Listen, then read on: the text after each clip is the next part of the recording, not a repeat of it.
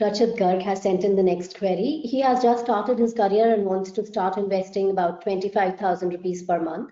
So should he wait for market correction or should he just start with his SIPs?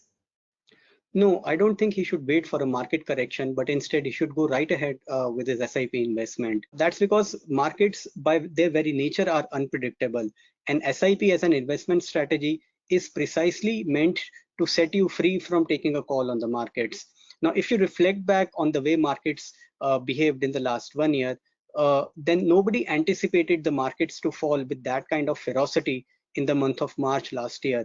And after they had fallen, nobody expected them to recover as swiftly as they did. Uh, and any investment strategy which would have been based on trying to preempt the market level would have got wrong-footed. And this is not a unique case. Markets have always been like that. So one should not try too hard to predict where the markets would be, but simply follow an investment strategy with discipline and continue to invest through the ups and downs of the market.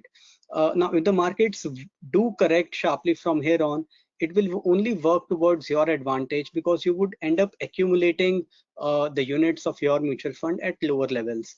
And if you have a long-term horizon, which you presumably have, then you should not worry about this near-term concern about where the markets would be.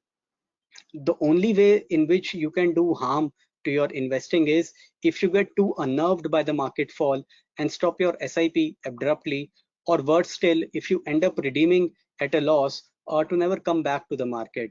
So avoid doing that and continue to invest through the ups and downs.